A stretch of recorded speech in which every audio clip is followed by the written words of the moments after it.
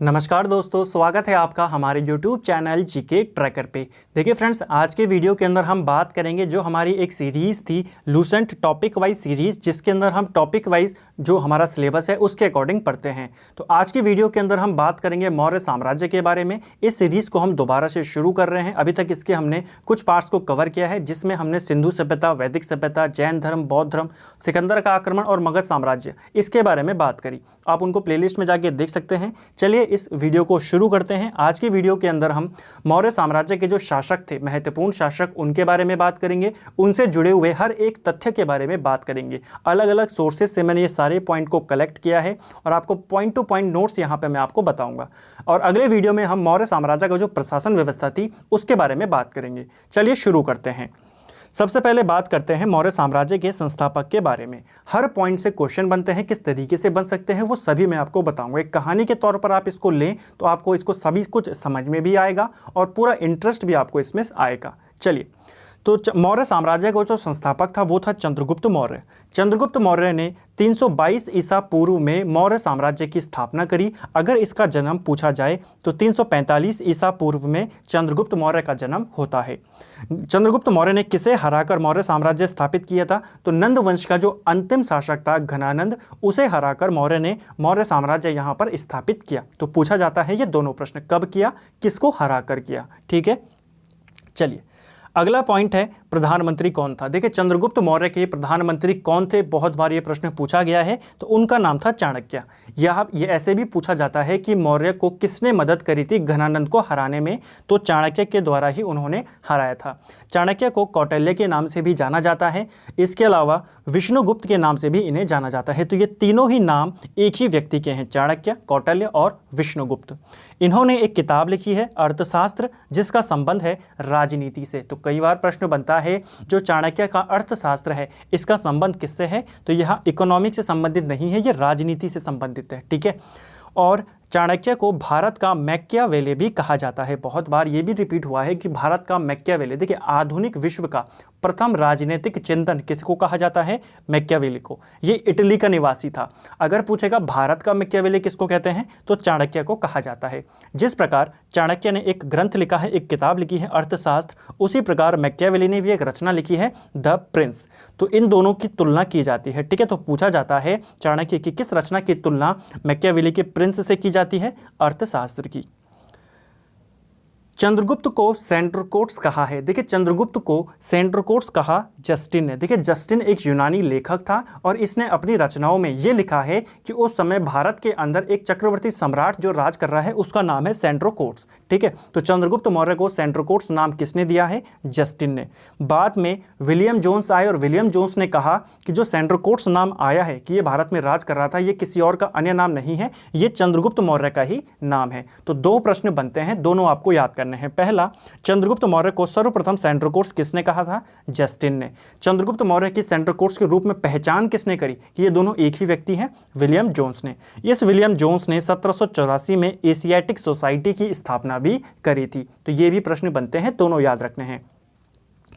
अगला है विशाखदत्त ने क्या कहा है। देखिए चंद्रगुप्त मौर्य के बारे में अलग अलग बातें कही जाती हैं। विशाखदत्त ने अपनी रचना मुद्रा राक्षस में कहा है कि चंद्रगुप्त मौर्य वृषल कुल के थे, यानी कि शूद्र वर्ग से थे, यानी कि उनका जन्म जो था वो निम्न कुल में हुआ था। तो पूछा जाता है चंद्रगुप्त मौर्य का उल्लेख किस ग्रंथ में मिलता है? तो मुद्रा राक्षस में मिलता है। रचनाकार विशाखदत्त हैं और उनके लिए यहाँ पे वृषल शब्द का प्रयोग हुआ है, यानी कि निम्न कुल में उत्पन्न उनको बताया गया है। इसी प्रकार ब्राह्मण ग्रंथों में भी चंद्रगुप्त मौर्य को शूद्र कह के संबोधित किया गया है। ठीक है, उनको शूद्र यहां पे बताया गया है कि वो जाति से शूद्र थे। लेकिन जो जैन ग्रंथ और बौद्ध ग्रंथ हैं उनमें चंद्रगुप्त मौर्य को क्षत्रिय कहा गया है। तो प्रश्न बन सकता है कि कौन से ग्रंथ में चंद्रगुप्त मौर्य को क्या कहा गया है? तो आपको ध्यान रखना है जैन और बौद्ध दोनों में क्षत्रिय है, बाकी सभी में मैक्सिमम उनको शूद्र वर्ग का कहा गया है।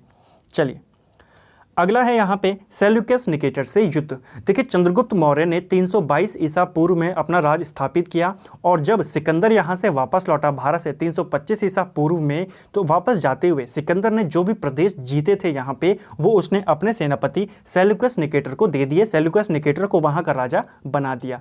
305 ईसा पूर्व में सिकंदर का सेनापति जो है सेल्यूकस निकेटर, इसका और चंद्रगुप्त मौर्य के बीच में एक युद्ध होता है। इसका जो वर्णन किया है वो एपियान्स कर का कोई यूनानी लेखक है, इसने किया है। इतना डिटेल नहीं पूछेगा लेकिन आप ध्यान में रख सकते हो। तो सेल्यूकस निकेटर और चंद्रगुप्त मौर्य के बीच में युद्ध कब होता है? 305 ईसा पूर्व में। इस युद्ध में जो सेल्यूकस निकेटर था वो पराजित हो जाता है, ठीक है, यानी कि विजय किसकी होती है? चंद्रगुप्त मौर्य की। इस युद्ध के बाद दोनों के बीच संधि होती है, जिसके तहत सेल्यूकस निकेटर अपने 4 प्रांत काबुल, कंधार, हेरात और मकरान, ये 4 प्रांत चंद्रगुप्त मौर्य को दे देता है। साथ ही उनके बीच एक वैवाहिक संबंध वहां पे स्थापित होता है, जिसके तहत जो सेल्यूकस निकेटर था वो अपनी पुत्री हेलिना, या जिसको कार्नेलिया भी कहा गया है, दोनों नाम एक ही महिला के हैं, तो इसका विवाह कर देता है चंद्रगुप्त मौर्य के साथ। तो पूछा जाता है हेलेना किसकी पुत्री थी? सेल्यूकस निकेटर की। किसके साथ विवाह होता है? चंद्रगुप्त मौर्य के साथ। तो ये आपको याद रखना है। इसके अलावा सेल्यूकस निकेटर ने अपना एक राजदूत भी चंद्रगुप्त मौर्य के दरबार में भेजा, जिसका नाम था मेगास्थनीज। तो पूछा जाता है मेगास्थनीज किसका राजदूत था? सेल्यूकस निकेटर का। किसके दरबार में रहता था? चंद्रगुप्त मौर्य के दरबार में ये रहता था। इसने एक किताब लिखी है, काफ़ी प्रसिद्ध किताब है, इंडिका। इंडिका से हमें किस समाज के बारे में जानकारी मिलती है? तो मौर्य समाज के बारे में हमें जानकारी मिलती है। लेखक कौन है? मेगास्थनीज। पश्चिमोत्तर भारत को मुक्त करवाया, किसने करवाया मुक्त? देखिए, जो पश्चिम उत्तर भारत था वहीं पर सेल्यूकस निकेटर राज कर रहा था, और चंद्रगुप्त मौर्य से हारने के बाद वो पूरा इलाका जो था वो चंद्रगुप्त मौर्य के अधीन आ गया था। तो ये प्रश्न भी बनता है कि उत्तर पश्चिम भारत को जो यूनानी थे उनसे किसने खाली करवाया? चंद्रगुप्त मौर्य ने। यूनानियों को भारत से बाहर किसने निकाला? चंद्रगुप्त मौर्य ने। चंद्रगुप्त की सेना को लुटेरों की सेना किसने कहा है? ये भी एक फैक्चुअल क्वेश्चन है, पूछा जा सकता है। तो चंद्रगुप्त की सेना को लुटेरों की सेना जस्टिन ने ही कहा है, वही जस्टिन जिसने चंद्रगुप्त मौर्य को सैंड्रोकोट्स कह के संबोधित किया था। इसके बाद आता है चंद्रगुप्त मौर्य का अंतिम समय। तो अंतिम समय में चंद्रगुप्त मौर्य ने जैन धर्म है उसकी शिक्षा ली भद्रबाहु से। तो चंद्रगुप्त मौर्य किस धर्म को मानते थे? जैन धर्म के वो अनुयायी थे। उन्हें जैन धर्म की दीक्षा भद्रबाहु ने दी, और अंतिम समय में वो दक्षिण भारत कर्नाटक में चले गए, श्रवणबेलगोला में। कई बार प्रश्न बना है कि इनमें से किस शासक की मृत्यु श्रवणबेलगोला में होती है? चंद्रगुप्त मौर्य की। 298 BC में, ईसा पूर्व में उनकी मृत्यु हो जाती है संलेखन विधि के द्वारा। संलेखन विधि जैन धर्म के अंदर एक ऐसी विधि है जिसमें भूखा प्यासा रहकर प्राण त्यागे जाते हैं। तो संलेखन विधि द्वारा चंद्रगुप्त मौर्य यहाँ पे अपने प्राण त्याग देते हैं। पहाड़ी कौन सी है? चंद्रगिरी पहाड़ी पर, ठीक है, श्रवणबेलगोला की चंद्रगिरी पहाड़ी पर वे अपने प्राण त्याग देते हैं। तो चंद्रगुप्त मौर्य से रिलेटेड जितने भी इंपॉर्टेंट प्रश्न थे वो सारे हमने यहाँ पे डिस्कस करे। ऊपर हमने सेल्यूकस निकेटर का युद्ध भी देखा। एक चीज़ आपको और याद रखनी है, युद्ध के दौरान या युद्ध के बाद चंद्रगुप्त मौर्य ने 500 हाथी भी सेल्यूकस निकेटर को दिए थे, ठीक है, एक एक्स्ट्रा फैक्ट है, इसको याद रखना। तो मौर्य से रिलेटेड सारे क्वेश्चन हमने देखे। अब चलते हैं बिंदुसार की तरफ। बिंदुसार से भी कुछ क्वेश्चन पूछे जाते हैं। सबसे पहला, चंद्रगुप्त मौर्य का उत्तराधिकारी कौन था? बिंदुसार। चंद्रगुप्त मौर्य का पुत्र कौन था? बिंदुसार। कंफ्यूज नहीं होना। दूसरा एक बिंबिसार है, वो हर्यक वंश का संस्थापक था, ठीक है, वो अलग है। बिंदुसार गद्दी पर बैठता है 298 BC में, और इसकी मृत्यु होती है 273 ईसा पूर्व में। बिंदुसार के नाम के बारे में अगर हम बात करें तो अलग अलग जगहों पर इसका अलग अलग नाम मिलता है। वायु पुराण में बिंदुसार को भद्रसार कहा गया है। इसी के अलावा जैन ग्रंथों में इसे सिंहसेन के नाम से संबोधित किया गया है। अन्य नाम इसे अमित्रघात के नाम से भी जाना जाता है। तो प्रश्न बनता है किस शासक को अमित्रघात कहा जाता है? बिंदुसार को। इसका अर्थ होता है शत्रु विनाशक, ठीक है। तो शत्रु विनाशक किसको कहते हैं? बिंदुसार को कहा जाता है। इसे 16 राज्यों का विजेता कहा गया, किसके द्वारा? तो एक बौद्ध विद्वान हुए तारानाथ। तो तारानाथ के द्वारा बिंदुसार को 16 राज्यों का विजेता कहा गया है। और एक और चीज आपको ध्यान रखनी है, आप इन्हीं 16 से याद कर सकते हो कि बिंदुसार की ऐसा उल्लेख मिलता है कि 16 पत्नियां थी और कुल मिलाकर इसके 101 पुत्र थे। तो पूछा जा सकता है, ठीक है। अगला है सीरिया के शासक एंटियोकस से मांगे। देखिए, जब बिंदुसार राज कर रहा था उस समय जो सीरिया का शासक था वो था एंटियोकस। एंटियोकस से बिंदुसार ने 3 डिमांड रखी। पहला, सूखे अंजीर मांगे। दूसरा, अंगूरी शराब मांगी। तीसरा, दार्शनिक मांगा। तो ये डिमांड किसने रखी थी? बिंदुसार ने। किसके सामने रखी? सीरिया के शासक के सामने। कौन था? एंटियोकस, ठीक है। तो जो एंटियोकस था इसने सूखे अंजीर और अंगूरी शराब तो भेज दी, लेकिन दार्शनिक उसने नहीं भेजा, ठीक है। दार्शनिक भेजने से उसने मना कर दिया था, लेकिन अपना एक राजदूत जरूर भेज दिया था इसके दरबार में। तो पूछा जाता है डाइमेकस किसके दरबार में रहता था? तो यह बिंदुसार के दरबार में रहता था। एक और प्रश्न बनता है कि मेगास्थनीज का उत्तराधिकारी किसको माना जाता है? तो इसे ही मेगास्थनीज का उत्तराधिकारी माना जाता है, क्योंकि मेगास्थनीज चंद्रगुप्त मौर्य के दरबार में था और ये उसके पुत्र बिंदुसार के दरबार में था। अगला है तक्षशिला के विद्रोह को दबाने के लिए भेजा था। देखिए बिंदुसार के शासनकाल में जो तक्षशिला वाला क्षेत्र था, यानी कि जो उत्तर पश्चिम का भारत है वहां पर, ठीक है, तो वहां पर विद्रोह हुआ, जिसको दबाने के लिए पहले बिंदुसार ने अपने बड़े पुत्र सुसीम को भेजा। इसे कहीं पर सुमन नाम से भी कहा गया है, ठीक है। तो पहले उसने सुसीम को भेजा और फिर जब वो नहीं दबा पाया सही से विद्रोह को, फिर बिंदुसार ने अशोक को वहां पर भेजा। तो पूछा जाता है किसके शासनकाल में तक्षशिला में विद्रोह हुए थे? बिंदुसार। उसने पहले किसको भेजा? सुसीम को, और फिर अंत में उसने अशोक को विद्रोह को दबाने के लिए भेजा था।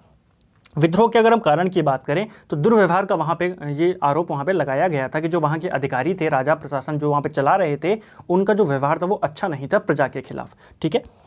चलिए अगला है अनुयायी था। जैसे जिस प्रकार जो चंद्रगुप्त मौर्य था वो जैन धर्म का अनुयायी था, उसी प्रकार बिंदुसार आजीवक संप्रदाय का अनुयायी था। आजीवक संप्रदाय के जो संपादक हैं, जो संस्थापक है, वो कौन थे? मक्खली घोषाल आजीवक संप्रदाय के संस्थापक हैं। एक और चीज़ आपको ध्यान रखनी है, एक आजीवक संप्रदाय के विद्वान थे पिंगल वत्स, ये बिंदुसार के दरबार में रहते थे। तो पूछा जाता है कि आजीवक संप्रदाय के कौन से विद्वान बिंदुसार के दरबार में रहते थे? पिंगल वत्स उनका नाम था। और इम्पॉर्टेंट इसीलिए है क्यों इसी ने अशोक की भविष्यवाणी करी थी कि आगे जाकर अशोक ही मौर्य साम्राज्य का राजा बनेगा। क्योंकि आप जानते हैं बिंदुसार के पुत्र कितने थे? कहीं पर 101 पुत्र बताए गए हैं, कहीं पर 100 पुत्र बताए गए हैं, लेकिन उनमें से राजा कौन बनेगा? तो ये भविष्यवाणी करी थी पिंगल वत्स ने। इसके अलावा बिंदुसार के शासनकाल में एक मंत्री परिषद थी जिसके अंदर 500 सदस्य होते थे और उस मंत्री परिषद को खल्लाटक कहा जाता था। तो पूछा जा सकता है खल्लाटक नामक मंत्री परिषद किसके शासनकाल में होती थी? तो बिंदुसार के शासनकाल में ये होती थी। अंत में 273 ईसा पूर्व में बिंदुसार की मृत्यु हो जाती है। ये आपको याद रखना है, इंपॉर्टेंट है, ठीक है। इंपॉर्टेंट क्यों है अभी आपको ये समझ में आएगा। देखिए अब है अगला जो राजा बनेगा वो बनेगा अशोक। अशोक शासक बना 269 बीसी में, ठीक है। 269 ईसा पूर्व में अशोक शासक बना 232 ईसा पूर्व तक। अगर हम यहाँ पर देखें तो बिंदुसार की मृत्यु हो रही है 273 में, अशोक राजा बन रहा है 269 में। तो ये जो 4 साल थे ये कहाँ गए? बीच के। तो ऐसा कहा जाता है बौद्ध ग्रंथों के अनुसार कि बिंदुसार की मृत्यु के बाद जो उसके पुत्र थे उनमें उत्तराधिकार को लेकर युद्ध हुआ, ठीक है। 4 सालों तक ये युद्ध लड़ा और इस युद्ध के दौरान अशोक ने अपने 99 भाइयों की हत्या करी थी। तो पूछा जाता है कि अशोक ने, या किसके बारे में ऐसा कहा जाता है कि उसने 99 भाइयों की हत्या करके गद्दी प्राप्त करी थी? तो अशोक के बारे में ये कहा जाता है, ठीक है। तो ये जो 4 साल थे ये युद्धों में गए, ऐसा आप मान सकते हैं। 269 ईसा पूर्व में गद्दी पर बैठा, 232 तक ये राजा रहा। बिंदुसार के शासनकाल में जब बिंदुसार राजा था तो अशोक उस समय अवंती का राज्यपाल था। तो कई बार ये प्रश्न भी बना है कि राजा बनने से पूर्व अशोक कहाँ का राज्यपाल था? ये अवंती का राज्यपाल था। अगर हम अशोक के प्रधानमंत्री की बात करें तो अशोक के प्रधानमंत्री का नाम था राधा गुप्त, पूछा जा सकता है, ठीक है। इसकी माता का नाम शुभध्रांगी था, ये भी आपको याद रखना है। अशोक के अन्य नामों की अगर हम बात करें तो पुराणों में अशोक को अशोक वर्धन कहा गया है। भाब्रू अभिलेख, इसका संबंध भी बौद्ध धर्म से है और यह इसमें अशोक को मगध का राजा कहा गया है, तो ये भी पूछा जाता है, ठीक है। गिरनार अभिलेख जो कि रुद्रा दमन का है, ठीक है, इसे जूनागढ़ का अभिलेख भी कहा जाता है और इसमें अशोक को अशोक मौर्य करके संबोधित किया गया है। अशोक का नाम अशोक मिलता है मास्की और गुजरा अभिलेखों में। इसके अलावा इसे देवनाम प्रियदर्शी भी कहा जाता है। तो ये बहुत बार रिपीट हुआ है कि किस शासक को देवताओं का प्रिय या देवनाम प्रियदर्शी कहा जाता है? तो ये अशोक को कहा जाता है। अशोक से जुड़े हुए जो महत्वपूर्ण घटनाएं हैं, देखिए कलिंग आक्रमण। अपने शासनकाल के 8वें वर्ष यानी कि 261 ईसा पूर्व में अशोक ने कलिंग के ऊपर आक्रमण किया। कलिंग यानी कि वर्तमान उड़ीसा। उस समय वहां का जो शासक था उसका नाम नंदराज था और उनकी जो राजधानी थी कलिंग वालों की वो थी तोसली। ये भी पूछी जाती है, ठीक है। तो इसके ऊपर इसने आक्रमण किया 261 ईसा पूर्व में। नंदराज वहाँ का राजा था। भीषण वहाँ पर रक्तपात हुआ, ठीक है। बहुत सारी हत्याएं की गई अशोक की सेना के द्वारा। इसका जो उल्लेख मिलता है, इस युद्ध का उल्लेख, ये 13वें शिलालेख में मिलता है। अशोक के कुल 14 शिलालेख मिले हैं और उसमें जो 13वां शिलालेख मिला है उसमें इस युद्ध के बारे में जानकारी मिलती है। तो प्रश्न बनता है इनमें से किस शिलालेख में कलिंग युद्ध का वर्णन मिलता है? तो 13वें शिलालेख में यह वर्णन मिलता है। बौद्ध धर्म की ओर प्रभावित हुआ। देखिए जब इसका युद्ध हुआ कलिंग युद्ध, उसके बाद अशोक का हृदय परिवर्तन हुआ और उसने अपना जो धर्म था, पहले वो शैव धर्म को मानता था, ठीक है, शिव की पूजा करता था, लेकिन उसने अब अपना धर्म चेंज किया। उसका जो रुझान था वह बौद्ध धर्म की ओर हो गया, ठीक है। कह सकते हैं उस युद्ध के बाद अशोक ने पहले हथियार छोड़े। उसने बोला कि अब से वो युद्ध नहीं करेगा, अब से वो केवल धर्म के रास्ते पर चलेगा। धीरे धीरे वो बौद्ध धर्म की ओर डाइवर्ट हो गया। बौद्ध धर्म की ओर उसको प्रभावित करने में जो सबसे महत्वपूर्ण योगदान था वो था निग्रोध का। निग्रोध कौन था? तो ये अशोक का भतीजा था। देखिए जब बिंदुसार के टाइम पे तक्षशिला में विद्रोह हुआ तो बिंदुसार ने सबसे पहले किसको भेजा था? सुसीम को। तो उसी सुसीम का पुत्र था निग्रोध। ठीक है, तो ये आपको ध्यान रखना है। उसकी भी हत्या कर दी थी अशोक ने, ऐसा कहा जाता है बौद्ध ग्रंथों के अनुसार, जब उसने युद्ध के दौरान, उत्तराधिकार के युद्ध के दौरान अपने 99 भाइयों की हत्या करी थी। तो निग्रोध के द्वारा वो बौद्ध धर्म की ओर प्रभावित हुआ और अंत में वह दीक्षा लेता है उपगुप्त से। तो दोनों प्रश्न अलग है। बौद्ध धर्म की ओर उसे प्रभावित किसने करा? वो करा निग्रोध ने, लेकिन उसे दीक्षा किसने दी? तो वो दी उपगुप्त ने। ठीक है, जब उसने बौद्ध धर्म की शिक्षा प्राप्त कर ली, अब उसने बौद्ध धर्म के प्रचार प्रसार के लिए महामात्रों की नियुक्ति करी और अलग अलग जगहों पर अपने जो महामात्र थे उनको भेजा और बौद्ध धर्म का प्रचार करवाया। इसी क्रम में उसने अपने पुत्र संघमित्रा, अपनी पुत्री संघमित्रा और पुत्र महेंद्र को श्रीलंका भेजा था। तो पूछा जाता है अशोक ने किसे श्रीलंका भेजा था? तो संघमित्रा और महेंद्र को, जो कि उसके बेटा और बेटी थे, इन्हें श्रीलंका में भेजा था। इसके अलावा अशोक ने खुद धार्मिक यात्राएं करी, जिसके तहत वो सबसे पहले गया में गया, बोध गया में, फिर वहाँ से कुशीनगर, लुम्बिनी, कपिलवस्तु, श्रावस्ती और सारनाथ। तो ये इसकी यात्रा का क्रम है महत्वपूर्ण स्थानों पर, तो आपको ध्यान रखना है। ठीक है, क्रम भी पूछा जा सकता है। सबसे पहले उसने गया की धार्मिक यात्रा करी थी। बौद्ध गया में वो अपने शासन के 10वें वर्ष में गया था, यानी कि 259 ईसा पूर्व में वो बौद्ध गया में गया। उसके बाद 249 ईसा पूर्व में वो लुम्बिनी में गया अपने शासन के 20वें वर्ष में। एक चीज़ आपको और ध्यान रखनी है, इनमें से जो ये सबसे महत्वपूर्ण जगह है वो है लुम्बिनी। तो लुम्बिनी को अशोक ने कर मुक्त कर दिया था, यानी कि टैक्स फ्री कर दिया था लुम्बिनी को, क्योंकि लुम्बिनी में ही महात्मा बुद्ध का जन्म होता है। इसके बाद अशोक ने बौद्ध धर्म के प्रचार प्रसार के लिए या अपने आदर्शों को जनता के सामने रखने के लिए कई सारे शिलालेखों की भी वहाँ पे उसने बनाया, उनको स्थापित करवाया, स्तंभ लेखों को स्थापित करवाया, स्तूपों को स्थापित करवाया। तो उन्हीं में हम यहाँ पे पढ़ेंगे। तो अशोक के द्वारा 14 शिलालेख स्थापित किए गए। पूछा जाता है कितने शिलालेख हैं? 14 शिलालेख हैं। इनकी खोज जो करी वो पादरेटी फैंतलर के द्वारा की गई। तो अशोक के शिलालेखों की खोज किसने करी थी? पादरेटी फैंतलर ने 1750 में। इनको पढ़ने में सफलता सबसे पहले पाई थी जेम्स प्रिंसेप ने। तो ये भी पूछा जाता है। ठीक है, खोज करी है फैंतलर ने और इनको सबसे पहले पढ़ा है जेम्स प्रिंसेप ने। देखिए अशोक के जो अभिलेख होते थे या जो शिलालेख हैं ये सभी ब्राह्मी लिपि में लिखे गए थे। तो ब्राह्मी लिपि को पढ़ने वाला पहला व्यक्ति कौन था? जेम्स प्रिंसेप ही था। कब पढ़ा? 1837 में। अगर हम बात करें इसकी लिपियों की तो देखिए ब्राह्मी लिपि तो थी ही, इसके अलावा खरोष्टी, ग्रीक और अरमाइक लिपि का भी यहाँ पे प्रयोग किया जाता था अशोक के शिलालेखों में। जो भारत में उसके शिलालेख या अभिलेख मिले हैं इनमें सभी में मैक्सिमम ब्राह्मी लिपि है। जो पाकिस्तान की साइड मिले हैं उनमें खरोष्टी लिपि है और अफगानिस्तान की तरफ या ईरान की तरफ जो मिले हैं उनमें ग्रीक और अरमाइक लिपि का प्रयोग किया गया है।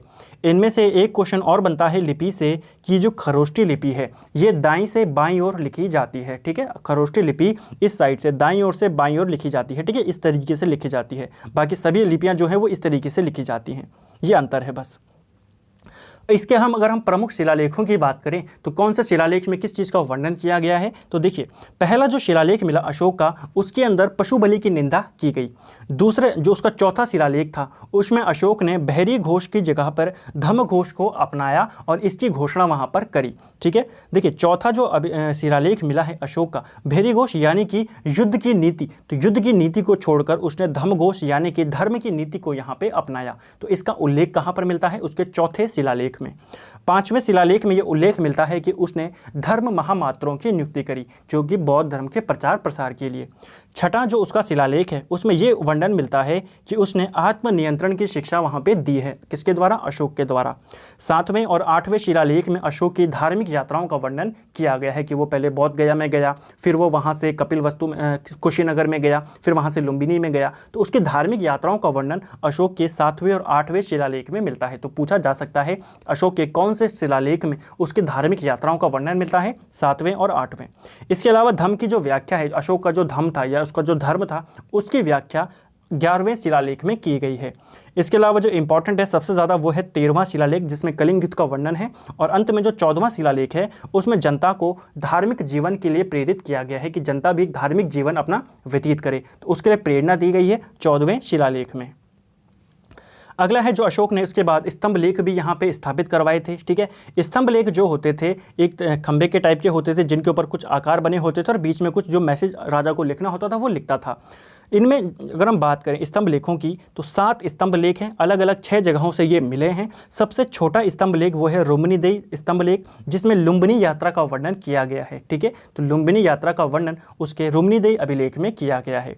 सारनाथ स्तंभ, तो सारनाथ स्तंभ जो है ये सबसे इंपॉर्टेंट, अगर हम इन 7 की बात करें तो सबसे इंपॉर्टेंट जो स्तंभ लेख है वो है सारनाथ स्तंभ लेख। ठीक है, जिसके ऊपर से जो भारत का जो राज चिन्ह है, भारत का जो राष्ट्रीय चिन्ह है 4 सिंहों वाला, 4 जो सिंह है, तो वो कहाँ पर है, इसी सारनाथ में सबसे ऊपर जो है वो यहाँ पे स्थापित है। ठीक है, तो वो कहाँ से लिए गए हैं, सारनाथ स्तंभ लेख से। और जो भारत का राष्ट्रीय प्रतीक है अशोक चक्र, वो भी इसी के नीचे जो है वो स्थापित है। तो वो दोनों की चीज़ें कहाँ से ली गई हैं, तो अशोक के सारनाथ स्तंभ लेख से लिए गए हैं, इसीलिए ये इंपॉर्टेंट है। सिंह के अलावा यहाँ पर घोड़ा, हाथी और बैल की आकृति भी मिलती है। तो पूछा जा सकता है कि अशोक के सारनाथ स्तंभ में इनमें से किस जानवर की आकृति नहीं है, तो आपको याद रखना है इन चारों की है। अशोक चक्र भी यहीं से लिया गया है। स्तूपों की अगर हम बात करें तो बौद्ध धर्म के अंदर स्तूप क्या होते हैं, धार्मिक जगह होती है इनकी। ठीक है, गुंबद टाइप के होते हैं और वहाँ पे सबसे ऊपर में इस तरीके से कुछ बनाया गया होता है। ठीक है, पूजा करने के लिए, जहाँ पे कुछ अवशेष रखे जाते हैं जो काफ़ी पवित्र होते हैं बौद्ध धर्म के।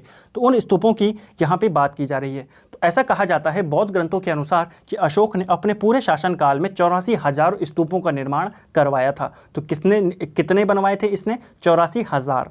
अगर हम कुछ प्रमुखों की बात करें तो एक है सांची स्तूप, जो कि सबसे इंपॉर्टेंट है, मध्य प्रदेश में है, और एक है भरूच स्तूप। तो भरूच स्तूप का निर्माण किसने करवाया, अशोक ने करवाया। दोनों के दोनों ये मध्य प्रदेश में है। आपको 84,000 याद नहीं रखने, ना कोई इसको रख सकता है, आपको केवल ये 2 याद रखने हैं। सांची स्तूप और भरूच स्तूप है, कहाँ से है, मध्य प्रदेश से है, अशोक ने बनवाया। दोनों को संबंध बौद्ध धर्म से है। ठीक है, इसके बाद बात करते हैं गुहा लेखों की। गुहा लेख यानी कि गुफाओं के अंदर रहने की व्यवस्थाएं यहाँ पर करवाई अशोक ने। देखिए, बराबर की पहाड़ियों में आजीविकों के लिए निवास स्थान किसने बनवाए, अशोक ने बनवाए थे। ठीक है, बराबर की पहाड़ियाँ ये गया के नज़दीक हैं, बोध गया में हैं ये, और यहाँ पर जो आजीविक संप्रदाय के जो लोग होते थे उनके लिए रहने की व्यवस्था करवाई थी अशोक ने। इसी के अलावा वहीं पे ही गया में ही नज़दीक में ही नागार्जुन की पहाड़ियाँ हैं, वहाँ पर रहने के लिए जगहें बनवाई थी किसने, अशोक के जो पोता था उसका, दशरथ ने। तो दोनों याद रखना है, बराबर की पहाड़ियों में किसने बनवाया, अशोक ने, नागार्जुन की पहाड़ियों में उसके पोते दशरथ ने। अगला है अशोक का उत्तराधिकारी। देखिए, अशोक की मृत्यु के बाद उसका उत्तराधिकारी होता है कुणाल। बहुत बार पूछा गया है अशोक का उत्तराधिकारी कौन था, कुणाल था। कुणाल के बाद उसका जो बेटा होता है दशरथ, यानी कि अशोक का जो पोता था वो राजा बनता है। ये हमारे लिए उसके बाद इंपॉर्टेंट नहीं है क्योंकि इनके काल की कोई जानकारी ज़्यादा प्राप्त नहीं होती है। लेकिन अगर हम बात करें अंतिम मौर्य सम्राट की तो आपको केवल 2 बातें याद रखनी है। आपको एक तो अशोक का उत्तराधिकारी याद रखना है, उसके बाद अशोक के पोते का नाम याद रखना है, और सीधा आपको अंतिम मौर्य सम्राट पे आना है। तो आखिरी मौर्य सम्राट था बृहद्रथ। इसकी हत्या 185 ईसा पूर्व में इसके सेनापति पुष्यमित्र शुंग ने कर दी थी। तो पूछा जाता है किस अंतिम मौर्य सम्राट की हत्या पुष्यमित्र शुंग ने करी, बृहद्रथ की हत्या कर दी थी, और मगध के ऊपर एक नया वंश शुंग वंश की स्थापना यहाँ पर कर दी थी। तो शुंग वंश को हम आगे पढ़ेंगे जब इसका टॉपिक आएगा। तो यहाँ पे आज हमने पढ़ा मौर्य वंश के राजाओं के बारे में, उनसे जुड़े हुए सभी तथ्यों को हमने यहाँ पर जाना।